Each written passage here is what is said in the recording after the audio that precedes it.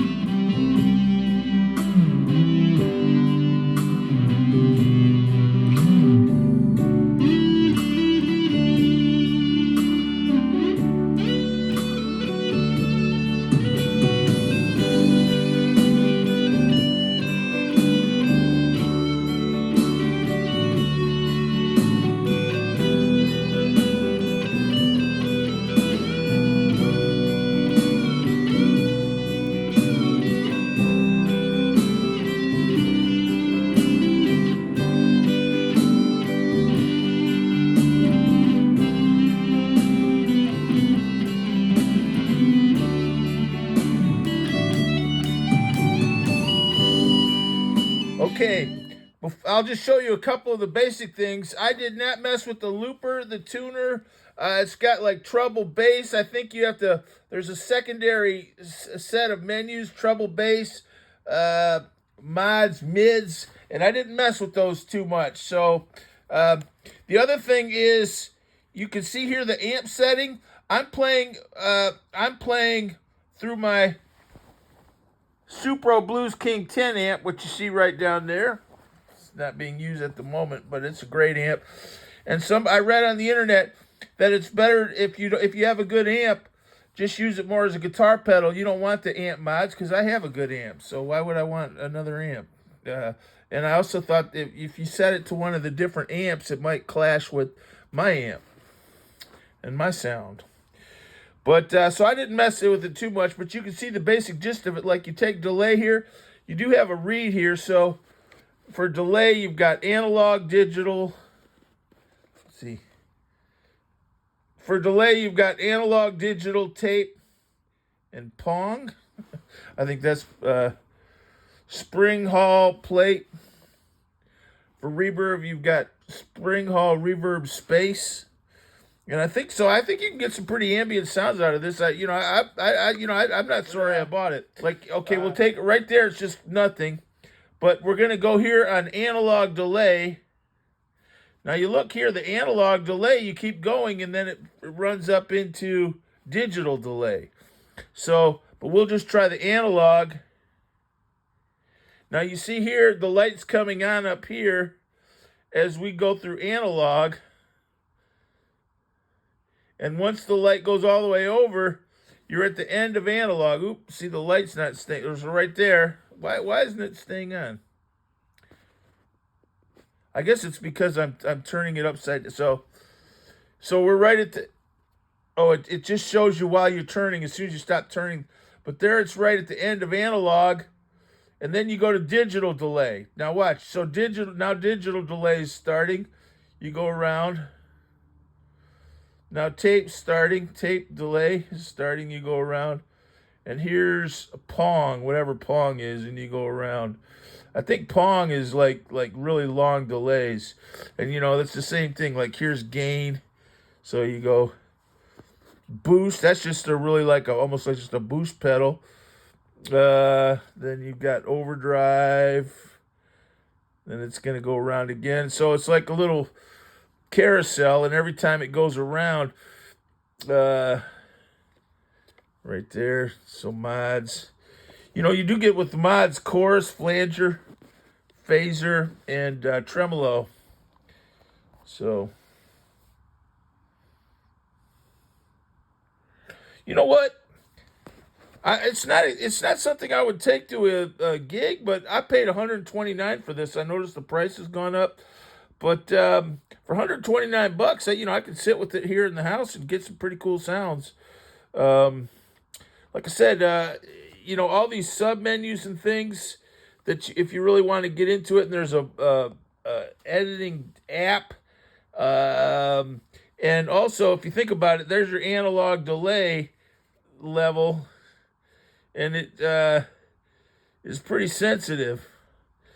So you really got to be careful. I mean, so a little turn of this thing makes a big difference. So, the difference between that and that can be pretty big. But, you will get good sounds out of this, no doubt about it.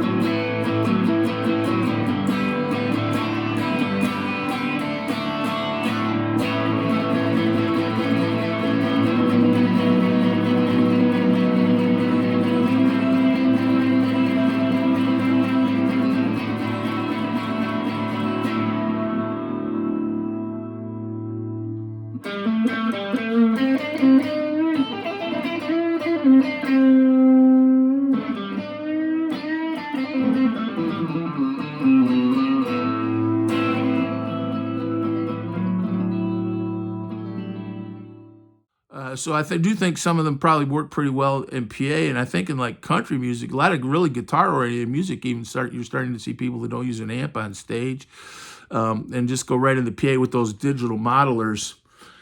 And I watched that Bad Brad, and he was saying that in Nashville, a lot of the clubs now they have a no amp policy where you just have to have, and I guess that would mean you need some kind of modeler. I don't know if this would work. It might even work. But because I feel like that's kind of what this is. But it is kind of simplified, and it kind of looks like a guitar pedal. So...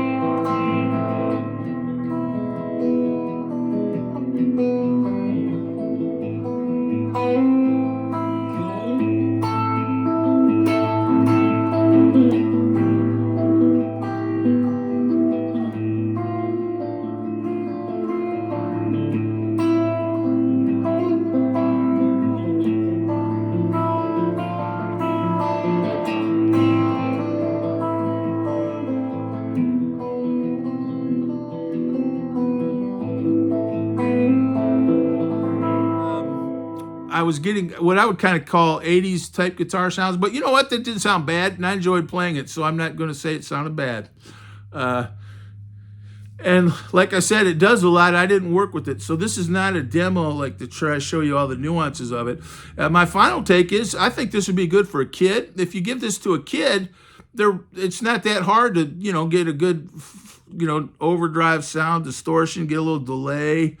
And I think you could also give it to an adult if they really knew what they were doing. I think all the sounds are in there. Um, Although, if you were like an adult, really, with some kind of major, money on the line gig, I don't know if you'd want this or not, because you might want, I don't know. I'm not the one to ask, because I'd still use a pedal board and an amp with regular pedals. But you know what? I could see it. I mean, it's definitely got good sounds in it, and it's not that hard to use with this at least the basic ways.